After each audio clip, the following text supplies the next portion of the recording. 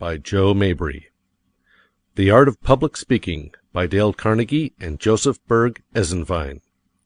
Section 4. Chapter 4. Efficiency through Change of Pitch. Speech is simply a modified form of singing, the principal difference being in the fact that in singing the vowel sounds are prolonged and the intervals are short, whereas in speech the words are uttered in what may be called staccato tones, the vowels not being specifically prolonged and the intervals between the words being more distinct. The fact that in singing we have a larger range of tones does not properly distinguish it from ordinary speech. In speech we have likewise a variation of tones, and even in ordinary conversation there is a difference of from 3 to 6 semitones, as I have found in my investigations, and in some persons the range is as high as 1 octave. William Shepagrell, Popular Science Monthly. By pitch, as everyone knows, we mean the relative position of a vocal tone, as high, medium, low, or any variation between. In public speech we apply it not only to a single utterance, as an exclamation or a monosyllable, "oh" or "thee," but to any group of syllables, words, and even sentences that may be spoken in a single tone. This distinction it is important to keep in mind, for the efficient speaker not only changes the pitch of successive syllables, see Chapter 7, Efficiency through Inflection, but gives a different pitch to different parts, or word groups, of successive sentences. It is this phase of the subject which we are considering in this chapter. Every change in the thought demands a change in the voice pitch. Whether the speaker follows the rule consciously, unconsciously, or subconsciously, this is the logical basis upon which all good voice variation is made, yet this law is violated more often than any other by public speakers. A criminal may disregard a law of the state without detection and punishment, but the speaker who violates this regulation suffers its penalty at once in his loss of effectiveness, while his innocent hearers must endure the monotony, for monotony is not only a sin of the perpetrator, as we have shown, but a plague on the victims as well. Change of pitch is a stumbling block for almost all beginners, and for many experienced speakers also. This is especially true when the words of the speech have been memorized. If you wish to hear how pitch monotony sounds, strike the same note on the piano over and over again. You have in your speaking voice a range of pitch from high to low, with a great many shades between the extremes. With all these notes available, there is no excuse for offending the ears and taste of your audience by continually using the one note. True, the reiteration of the same tone in music, as in pedal point on an organ composition, may be made the foundation of beauty, for the harmony weaving about that one basic tone produces a consistent, insistent quality not felt in pure variety of chord sequences. In like manner, the intoning voice in a ritual may, though it rarely does, possess a solemn beauty. But the public speaker should shun the monotone as he would a pestilence. Continual change of pitch is nature's highest method.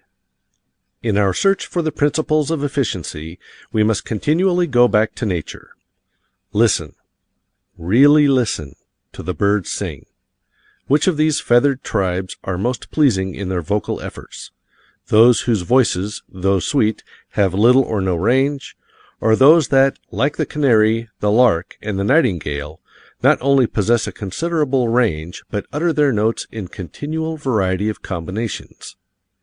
Even a sweet-toned chirp, when reiterated without change, may grow maddening to the enforced listener. The little child seldom speaks in a monotonous pitch. Observe the conversations of little folk that you hear on the street or in the home, and note the continual changes of pitch. The unconscious speech of most adults is likewise full of pleasing variations. Imagine someone speaking the following, and consider if the effect would not be just about as indicated. Remember, we are not now discussing the inflection of single words, but the general pitch in which phrases are spoken. High pitch. I'd like to leave for my vacation tomorrow. Lower. Still, I have so much to do. Higher. Yet, I suppose if I wait till I have time, I'll never go. Repeat this, first in the pitches indicated, and then all in the one pitch, as many speakers would. Observe the difference in naturalness of effect. The following exercise should be spoken in a purely conversational tone, with numerous changes of pitch. Practice it until your delivery would cause a stranger in the next room to think you were discussing an actual incident with a friend, instead of delivering a memorized monologue. If you are in doubt about the effect you have secured, repeat it to a friend and ask him if it sounds like memorized words. If it does, it is wrong. A similar case. Jack, I hear you've gone and done it. Yes, I know. Most fellows will. Went and tried it once myself, sir, though you see I'm single still. And you met her, did you tell me, down at Newport last July, and resolved to ask the question at a soiree? So did I. I suppose you left the ballroom, with its music and its light, for they say love's flame is brightest in the darkest of the night. Well, you walked along together, overhead the starlit sky, and I'll bet, old man, confess it, you were frightened. So was I. You strolled along the terrace, saw the summer moonlight pour all its radiance on the waters as they rippled on the shore, till at length you gathered courage when you saw that none was nigh. Did you draw her close and tell her that you loved her? So did I. Well, I needn't ask you further, and I'm sure I wish you joy. Think I'll wander down and see you when you're married, eh, my boy? When the honeymoon is over and you're settled down, we'll try— What? The deuce you say? Rejected? You rejected? So was I. Anonymous. The necessity for changing pitch is so self-evident that it should be grasped and applied immediately. However, it requires patient drill to free yourself from monotony of pitch. In natural conversation, you think of an idea first, and then find words to express it. In memorized speeches, you are liable to speak the words and then think what they mean, and many speakers seem to trouble very little even about that. Is it any wonder that reversing the process should reverse the result? Get back to nature in your methods of expression. Read the following selection in a nonchalant manner, never pausing to think what the words really mean. Try it again, carefully studying the thought you have assimilated. Believe the idea, desire to express it effectively, and imagine an audience before you. Look them earnestly in the face and repeat this truth. If you follow directions, you will note that you have made many changes of pitch after several readings. It is not work that kills men, it is worry. Work is healthy. You can hardly put more upon a man than he can bear. Worry is rust upon the blade. It is not the revolution that destroys the machinery, but the friction. Henry Ward Beecher. Change of pitch produces emphasis. This is a highly important statement. Variety in pitch maintains the hearer's interest, but one of the surest ways to compel attention, to secure unusual emphasis, is to change the pitch of your voice suddenly and in a marked degree. A great contrast always arouses attention. White shows whiter against black. A cannon roars louder in the Sahara silence than in the Chicago hurly-burly. These are simple illustrations of the power of contrast. What is Congress going to do next? High pitch. I do not know. Low pitch. By such sudden change of pitch during a sermon, Dr. Newell Dwight Hillis recently achieved great emphasis and suggested the gravity of the question he had raised. The foregoing order of pitch change might be reversed with equally good effect, though with a slight change in seriousness. Either method produces emphasis when used intelligently, that is, with a common-sense appreciation of the sort of emphasis to be attained. In attempting these contrasts of pitch, it is important to avoid unpleasant extremes. Most speakers pitch their voices too high. One of the secrets of Mr. Bryan's eloquence is his low, bell-like voice. Shakespeare said that a soft, gentle, low voice was an excellent thing in a woman. It is no less so in a man, for a voice need not be blatant to be powerful, and must not be to be pleasing. In closing, Let us emphasize anew the importance of using variety of pitch. You sing up and down the scale, first touching one note and then another above or below it. Do likewise in speaking. Though thought and individual taste must generally be your guide as to where to use a low, a moderate, or high pitch. Questions and exercises. 1. Name 2 methods of destroying monotony and gaining force in speaking. 2. Why is a continual change of pitch necessary in speaking? 3. Notice your habitual tones in speaking. Are they too high to be pleasant? 4. Do we express the following thoughts and emotions in a low or a high pitch, which may be expressed in either high or low pitch? Excitement, victory, defeat, sorrow, love, earnestness, fear. 5. How would you naturally vary the pitch in introducing an explanatory or parenthetical expression like the following? He started, that is, he made preparations to start, on September 3rd. 6. Speak the following lines with as marked variations in pitch as your interpretation of the sense may dictate. Try each line in 2 different ways. Which, in each instance, is the more effective, and why? What have I to gain from you? Nothing. To engage our nation in such a compact would be an infamy. Note, in the foregoing sentence, experiment as to where the change in pitch would better be made. Once the flowers distilled their fragrance here, but now see the devastations of war. He had reckoned without one prime factor, his conscience. 7. Make a diagram of a conversation you have heard, showing where high and low pitches were used. Were these changes in pitch advisable? Why or why not? 8. Read the selections on pages 34, 35, 36, 37, and 38, paying careful attention to the changes in pitch. Reread, substituting low pitch for high, and vice versa. Selections for practice. Note, in the following selections, those passages that may best be delivered in a moderate pitch are printed in ordinary Roman type. Those which may be rendered in a high pitch, do not make the mistake of raising the voice too high, are printed in italics.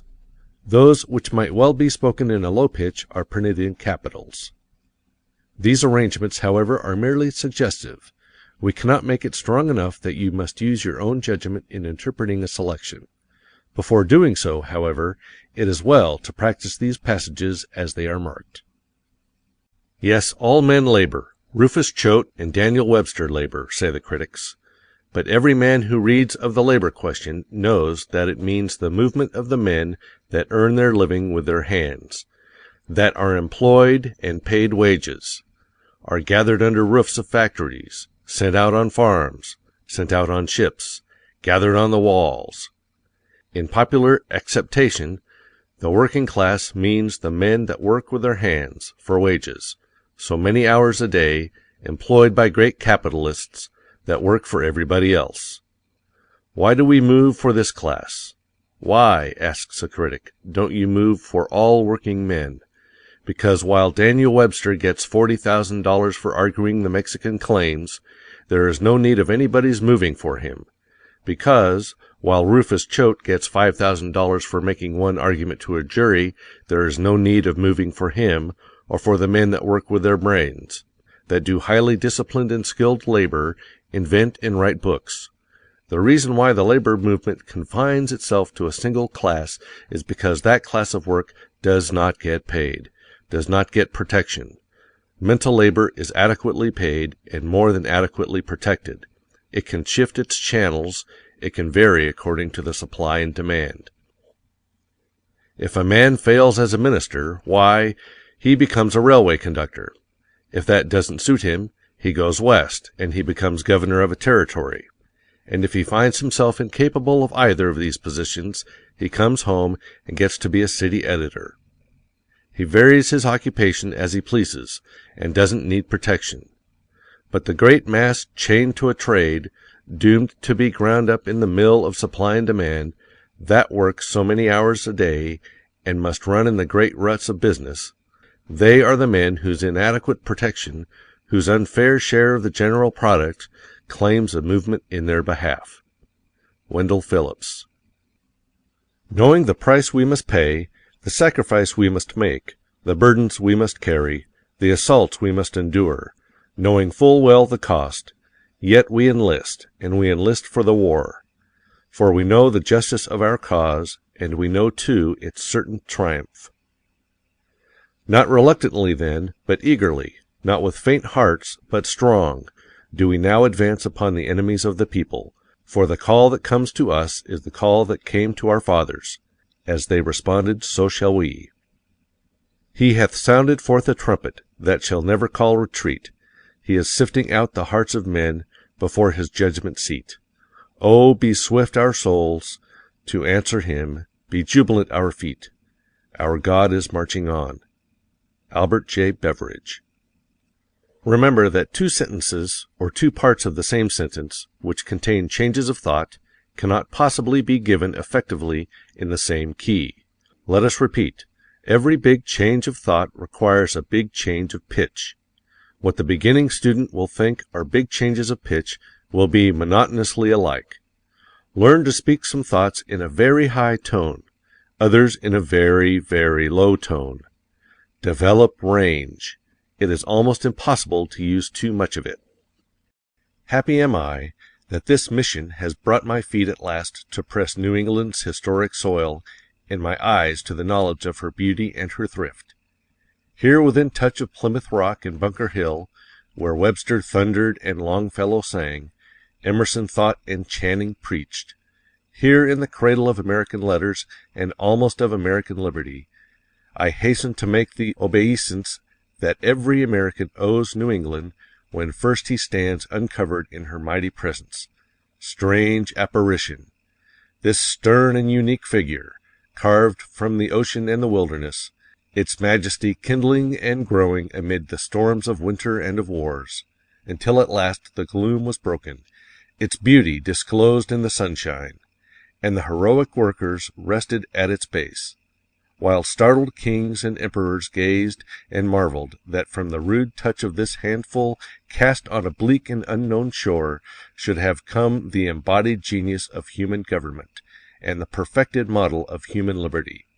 God bless the memory of those immortal workers, and prosper the fortunes of their living sons, and perpetuate the inspiration of their handiwork. Far to the south, Mr. President, separated from this section by a line, once defined in irrepressible difference, once traced in fratricidal blood, and now, thank God, but a vanishing shadow, lies the fairest and richest domain of this earth. It is the home of a brave and hospitable people. There is centered all that can please or prosper humankind. A perfect climate above a fertile soil yields to the husbandman every product of the temperate zone. There, by night the cotton whitens beneath the stars, and by day the wheat locks the sunshine in its bearded sheaf. In the same field the clover steals the fragrance of the wind, and tobacco catches the quick aroma of the rains. There are mountains stored with exhaustless treasures, forests vast and primeval, and rivers that, tumbling or loitering, run wanton to the sea. Of the three essential items of all industries, cotton, iron, and wood, that region has easy control. In cotton, a fixed monopoly. In iron, proven supremacy. In timber, the reserve supply of the Republic. From this assured and permanent advantage, against which artificial conditions cannot much longer prevail, has grown an amazing system of industries, not maintained by human contrivance of tariff or capital, afar off from the fullest and cheapest source of supply, but resting in divine assurance, within touch of field and mine and forest, not set amid costly farms from which competition has driven the farmer in despair, but amid cheap and sunny lands, rich with agriculture, to which neither season nor soil has set a limit. This system of industries is mounting to a splendor that shall dazzle and illumine the world. That, sir, is the picture and the promise of my home, a land better and fairer than I have told you. and yet but fit setting in its material excellence for the loyal and gentle quality of its citizenship. This hour little needs the loyalty that is loyal to one section, and yet holds the other in enduring suspicion and estrangement. Give us the broad and perfect loyalty that loves and trusts Georgia alike with Massachusetts, that knows no South, no North, no East, no West, but endears with equal and patriotic love every foot of our soil, every state of our Union. A mighty duty, sir, and a mighty inspiration impels every one of us tonight to lose in patriotic consecration whatever estranges, whatever divides. We, sir, are Americans, and we stand for human liberty. The uplifting voice of the American idea is under every throne on earth. France, Brazil, these are our victories. To redeem the earth from kingcraft and oppression, this is our mission, and we shall not fail. God has sown in our soil the seed of his millennial harvest, and he will not lay the sickle to the ripening crop until his full and perfect day has come. Our history, sir, has been a constant and expanding miracle, from Plymouth Rock and Jamestown all the way, aye, even from the hour when from the voiceless and traceless ocean a new world rose to the sight of the inspired sailor. As we approach the 4th centennial of that stupendous day, when the old world will come to marvel and to learn amid our gathered treasures, let us resolve to crown the miracles of our past with the spectacle of a republic, compact, united, indissoluble in the bonds of love, loving from the lakes to the Gulf, the wounds of war healed in every heart as on every hill, serene and resplendent at the summit of human achievement and earth glory, blazing out the path and making clear the way up which all the nations of the earth must come in God's appointed time. Henry W. Grady, The Race Problem. I would call him Napoleon, but Napoleon made his way to empire over broken oaths and through a sea of blood. This man never broke his word. No retaliation was his great motto and the rule of his life. And the last words uttered to his son in France were these: "My boy, you will one day go back to Santo Domingo. Forget that France murdered your father." I would call him Cromwell, but Cromwell was only a soldier, and the state he founded went down with him into his grave. I would call him Washington, but the great Virginian held slaves. This man risked his empire rather than permit the slave trade in the humblest village of his dominions. You think me a fanatic tonight, for you read history, not with your eyes, but with your prejudices. But 50 years hence, when truth gets a hearing, the muse of history will put Phocion for the Greek, and Brutus for the Roman, Hampden for England, Lafayette for France, choose Washington as the bright consummate flower of our earlier civilization, and John Brown the ripe fruit of our noonday, then, dipping her pen in the sunlight, will write in the clear blue, above them all, the name of the soldier, the statesman, the martyr, Toussaint Louverture. Wendell Phillips, Toussaint Louverture. Drill on the following selections for change of pitch. Beecher's Abraham Lincoln, page 76. Seward's Irrepressible Conflict, page 67. Everett's History of Liberty, page 78. Grady's The Race Problem, page 36. And Beveridge's Pass Prosperity Around, page 470. End of section 4. Chapter 5. Efficiency through Change of Pace.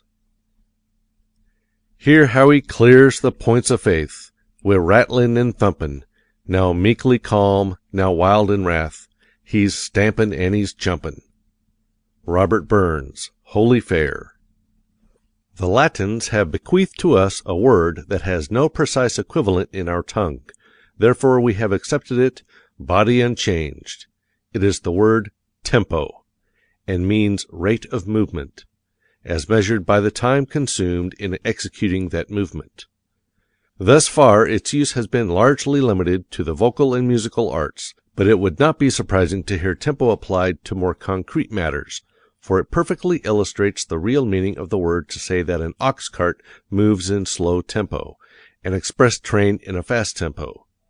Our guns that fire 600 times a minute shoot at a fast tempo. The old muzzle loader that required 3 minutes to load shot at a slow tempo. Every musician understands this principle. It requires longer to sing a half note than it does an eighth note. Now, tempo is a tremendously important element in good platform work, for when a speaker delivers a whole address at very nearly the same rate of speed, he is depriving himself of one of his chief means of emphasis and power. The baseball pitcher, the bowler in cricket, the tennis server, all know the value of change of pace, change of tempo, in delivering their ball, and so must the public speaker observe its power. Change of tempo lends naturalness to the delivery. Naturalness, or at least seeming naturalness, as was explained in the chapter on monotony, is greatly to be desired, and a continual change of tempo will go a long way towards establishing it. Mr. Howard Lindsay, stage manager for Miss Margaret Anglin, recently said to the present writer that change of pace was one of the most effective tools of the actor. While it must be admitted that the stilted mouthings of many actors indicate cloudy mirrors, still the public speaker would do well to study the actor's use of tempo. There is, however, a more fundamental and effective source at which to study naturalness, a trait which, once lost, is shy of recapture. That source is the common conversation of any well-bred circle. This is the standard we strive to reach on both stage and platform, with certain differences, of course, which will appear as we go on. If speaker and actor were to reproduce with absolute fidelity every variation of utterance, every whisper, grunt, pause, silence, and explosion of conversation as we find it typically in everyday life, much of the interest would leave the public utterance. Naturalness in public address is something more than faithful reproduction of nature. It is the reproduction of those typical parts of nature's work which are truly representative of the whole. The realistic story writer understands this in writing dialogue, and we must take it into account in seeking for naturalness through change of tempo. Suppose you speak the first of the following sentences in a slow tempo, the second quickly, observing how natural is the effect. Then speak both with the same rapidity and note the difference. I can't recall what I did with my knife. Oh, now I remember I gave it to Mary. We see here that a change of tempo often occurs in the same sentence, for tempo applies not only to single words, groups of words, and groups of sentences, but to the major parts of a public speech as well. Questions and exercises. 1. In the following, speak the words long, long while very slowly. The rest of the sentence is spoken in moderately rapid tempo. When you and I behind the veil are past, oh, but the long, long while the world shall last, which of our coming and departure heeds, as the 7 seas should heed a pebble cast. Note, in the following selections, the passages that should be given a fast tempo are in italics. Those that should be given in a slow tempo are in small capitals. Practice these selections, and then try others, changing from fast to slow tempo on different parts, carefully noting the effect. 2. No Mirabeau, Napoleon, Burns, Cromwell, no man adequate to do anything, but is first of all in right earnest about it, what I call a sincere man.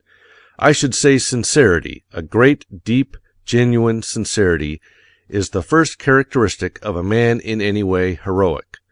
Not the sincerity that calls itself sincere. Ah, no, that is a very poor matter indeed. A shallow, braggart, conscious sincerity, oftenest self-conceit mainly. The great man's sincerity is of a kind he cannot speak of, is not conscious of.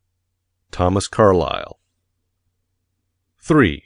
True worth is in being, not seeming, in doing each day that goes by some little good, not in dreaming of great things to do by and by.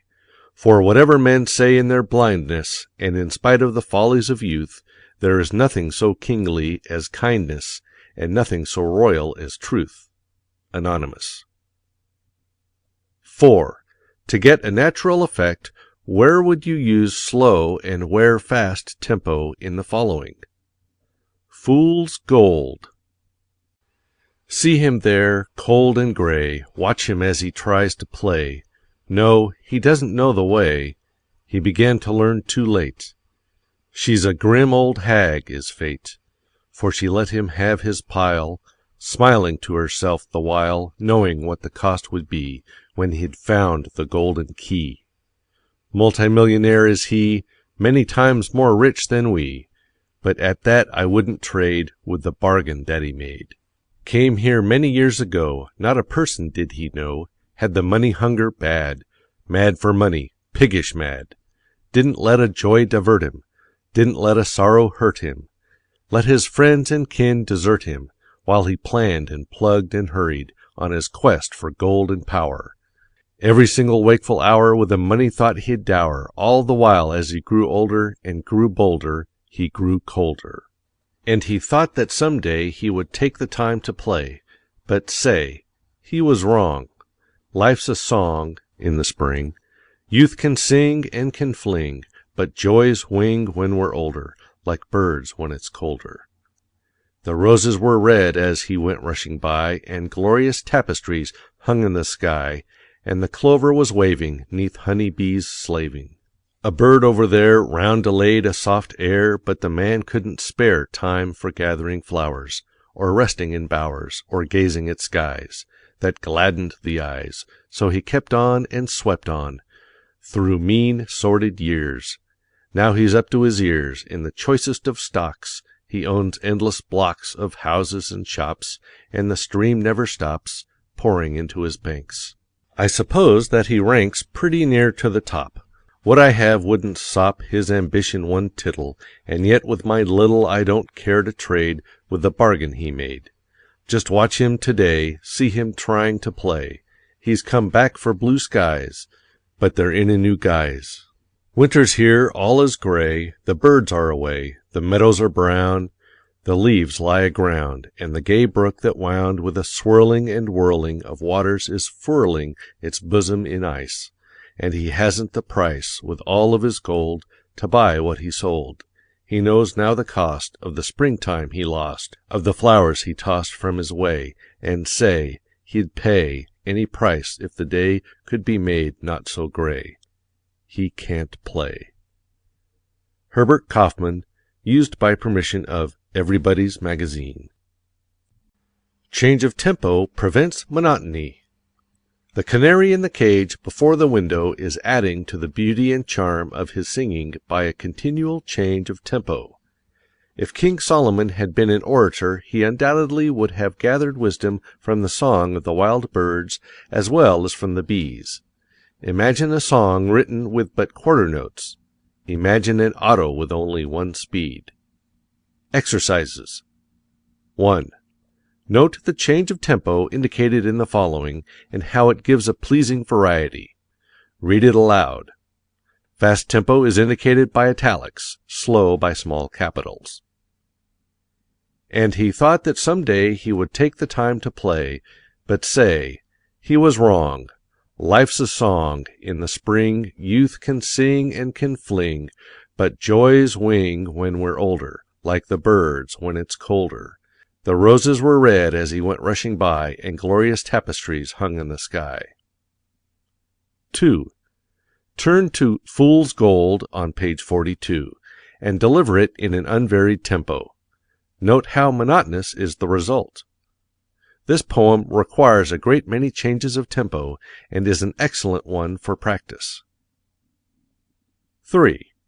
Use the changes of tempo indicated in the following, noting how they prevent monotony. Where no change of tempo is indicated, use a moderate speed.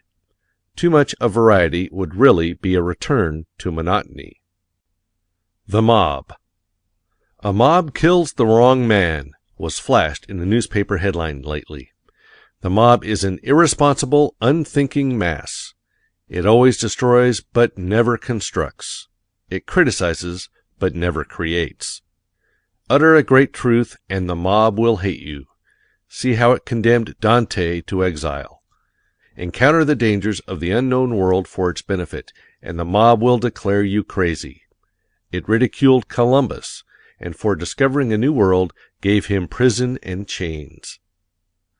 Write a poem to thrill human hearts with pleasure, and the mob will allow you to go hungry. The blind Homer begged bread through the streets. Invent a machine to save labor, and the mob will declare you its enemy. Less than 100 years ago, a furious rabble smashed Timonier's invention, the sewing machine.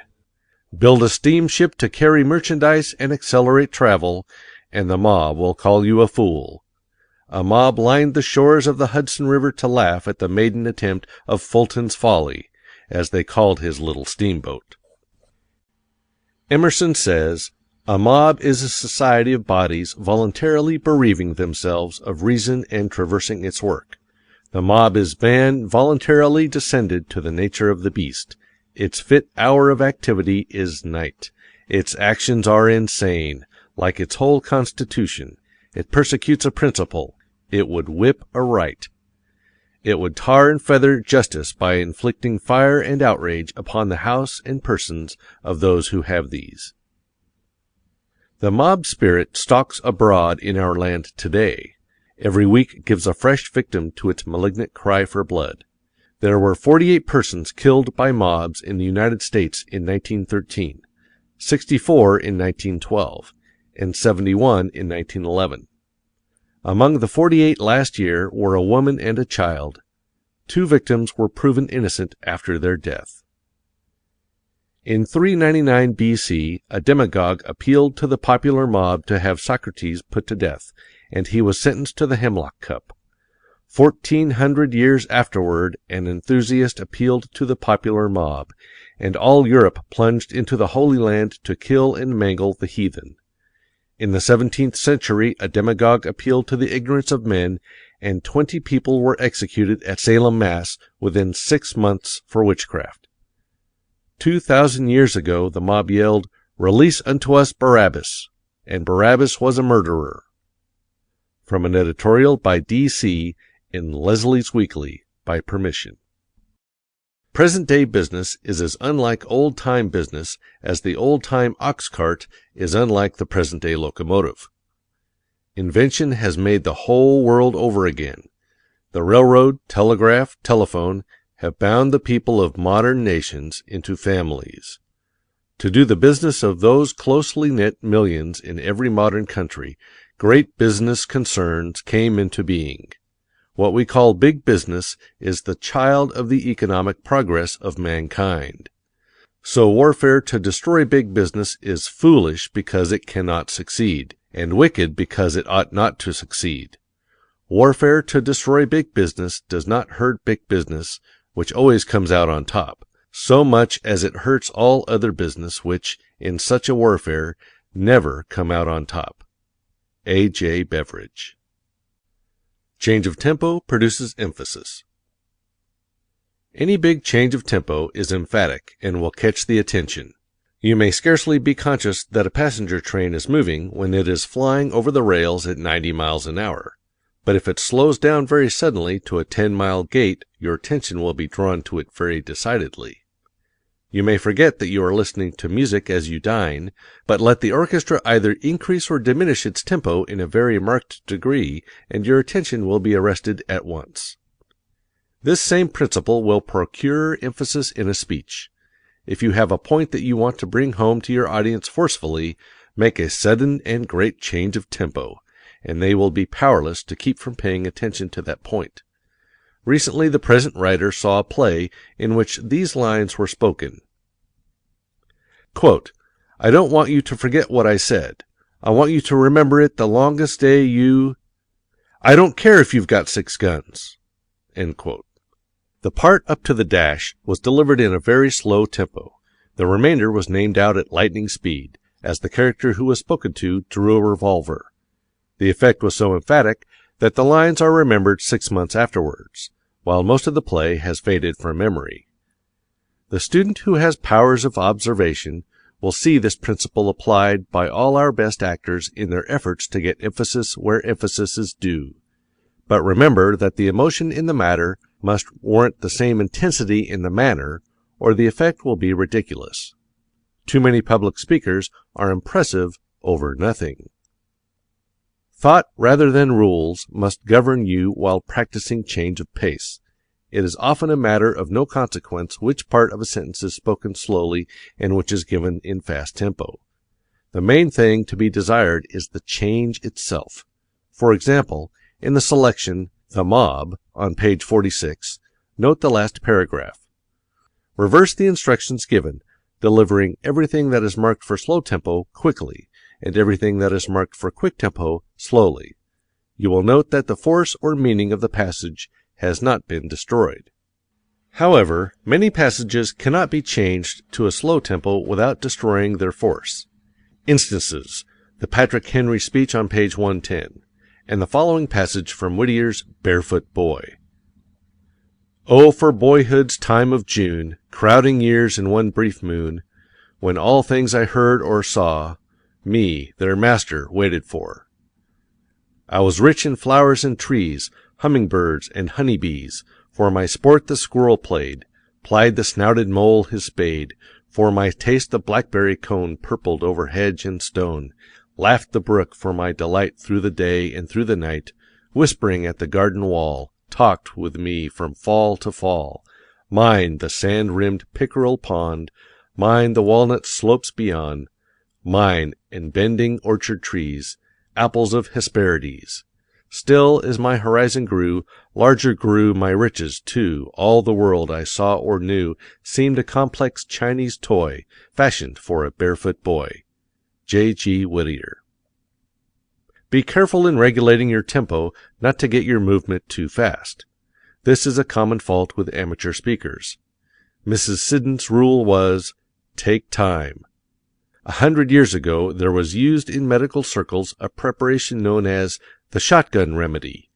It was a mixture of about 50 different ingredients, and was given to the patient in the hope that at least one of them would prove efficacious. That seems a rather poor scheme for medical practice, but it is good to use shotgun tempo for most speeches, as it gives a variety. Tempo, like diet, is best when mixed. Questions and exercises. 1. Define tempo. 2. What words come from the same root? 3. What is meant by a change of tempo? 4. What effects are gained by it? 5. Name 3 methods of destroying monotony and gaining force in speaking. 6. Note the changes of tempo in a conversation or speech that you hear. Were they well made? Why? Illustrate. 7. Read selections on pages 34, 35, 36, 37, and 38, paying careful attention to change of tempo. 8. As a rule, excitement, joy, or intense anger take a fast tempo, while sorrow and sentiments of great dignity or solemnity tend to a slow tempo. Try to deliver Lincoln's Gettysburg speech, page 50, in a fast tempo, or Patrick Henry's speech, page 110, in a slow tempo, and note how ridiculous the effect will be. Practice the following selections, noting carefully where the tempo may be changed to advantage. Experiment, making numerous changes. Which one do you like best? Dedication of Gettysburg Cemetery.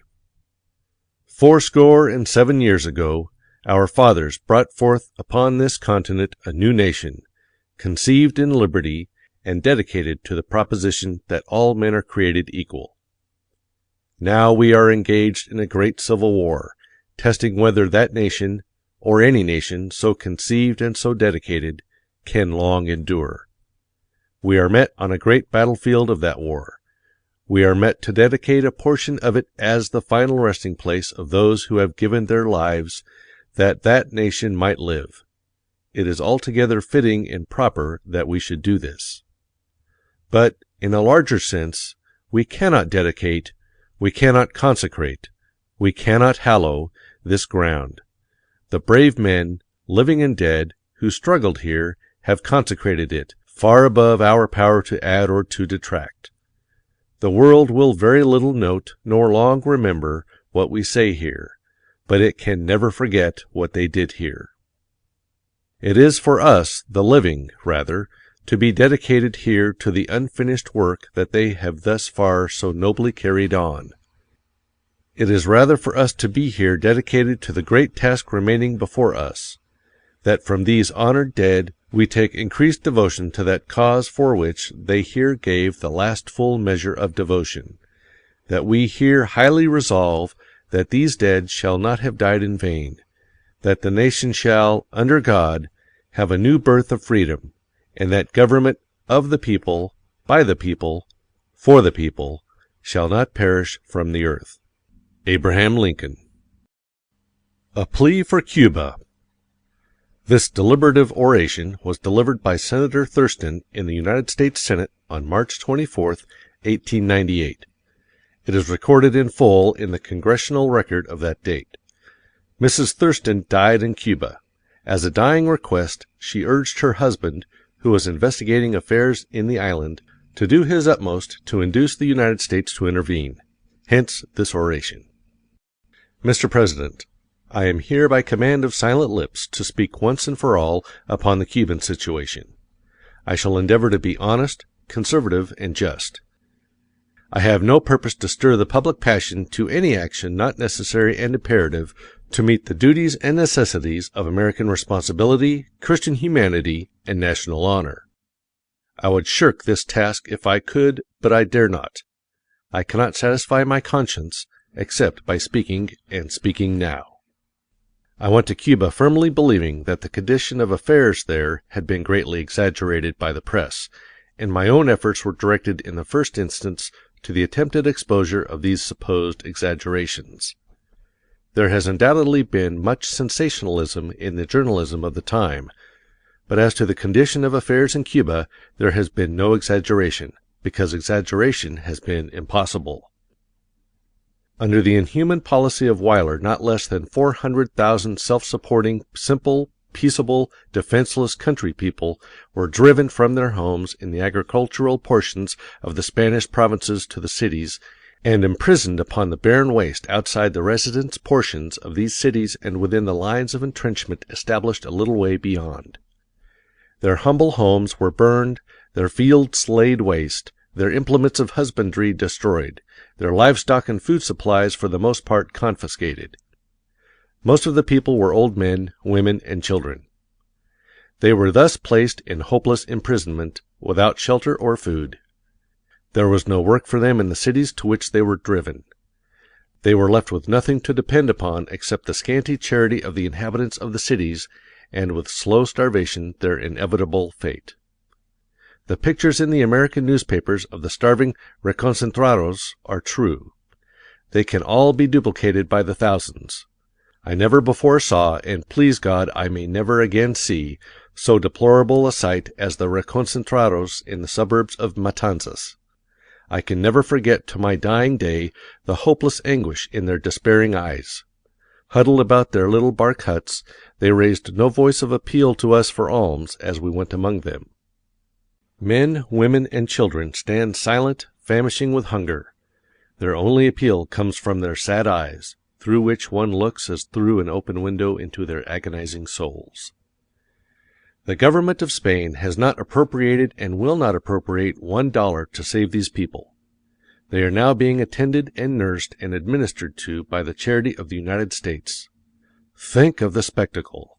We are feeding these citizens of Spain, we are nursing their sick, we are saving such as can be saved, and yet there are those who still say it is right for us to send food, but we must keep hands off. I say that the time has come when muskets ought to go with the food. We asked the governor if he knew of any relief for these people except through the charity of the United States. He did not. We asked him, "When do you think the time will come that these people can be placed in a position of self-support?" He replied to us with deep feeling, Only the good God or the great government of the United States will answer that question. I hope and believe that the good God by the great government of the United States will answer that question. I shall refer to these horrible things no further. They are there. God pity me, I have seen them. They will remain in my mind forever, and this is almost the 20th century. Christ died 1900 years ago, and Spain is a Christian nation. She has set up more crosses in more lands, beneath more skies, and under them has butchered more people than all the other nations of the earth combined. Europe may tolerate her existence as long as the people of the old world wish. God grant that before another Christmas morning, the last vestige of Spanish tyranny and oppression will have vanished from the Western Hemisphere. The time for action has come. No greater reason for it can exist tomorrow than exists today. Every hour's delay only adds another chapter to the awful story of misery and death. Only one power can intervene, the United States of America. Ours is the one great nation in the world, the mother of American republics. She holds a position of trust and responsibility toward the peoples and affairs of the whole Western Hemisphere. It was her glorious example which inspired the patriots of Cuba to raise the flag of liberty in her eternal hills. We cannot refuse to accept this responsibility which the God of the universe has placed upon us as the one great power in the New World. We must act. What shall our action be? Against the intervention of the United States in this holy cause there is but one voice of dissent. That voice is the voice of the money changers. They fear war, not because of any Christian or ennobling sentiment against war and in favor of peace, but because they fear that a declaration of war, or the intervention which might result in war, would have a depressing effect upon the stock market. Let them go. They do not represent American sentiment. They do not represent American patriotism. Let them take their chances as they can. Their weal or woe is of but little importance to the liberty-loving people of the United States. They will not do the fighting. Their blood will not flow. They will keep on dealing in options on human life. Let the men whose loyalty is to the dollar stand aside, while the men whose loyalty is to the flag come to the front. Mr. President, there is only one action possible, if any is taken. That is, intervention for the independence of the island. But we cannot intervene and save Cuba without the exercise of force, and force means war. War means blood. The lowly Nazarene on the shores of Galilee preached the divine doctrine of love, peace on earth, goodwill toward men. Not peace on earth at the expense of liberty and humanity. Not goodwill toward men who despoil, enslave, degrade, and starve to death their fellow men. I believe in the doctrine of Christ.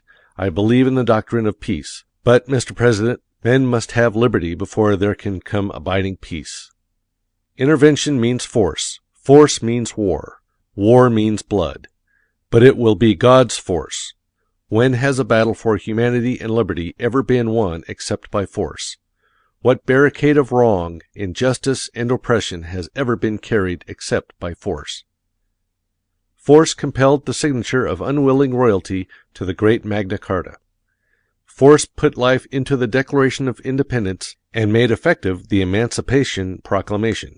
Force beat with naked hands upon the iron gateway of the Bastille and made reprisal in one awful hour for centuries of kingly crime. Force waved the flag of revolution over Bunker Hill and marked the snows of Valley Forge with blood-stained feet. Force held the broken line of Shiloh, climbed the flame-swept hill at Chattanooga, and stormed the clouds on Lookout Heights. Force marched with Sherman to the sea, rode with Sheridan in the valley of the Shenandoah, and gave Grant victory at Appomattox. Force saved the Union, kept the stars in the flag, made niggers men. The time for God's force has come again. Let the impassioned lips of American patriots once more take up the song. In the beauty of the lilies, Christ was born across the sea, with a glory in his bosom that transfigures you and me. As he died to make men holy, let us die to make men free, while God is marching on. Others may hesitate, others may procrastinate, others may plead for further diplomatic negotiation, which means delay. But for me, I am ready to act now, and for my action I am ready to answer to my conscience, my country, and my God. James Mellon Thurston. End of section 5.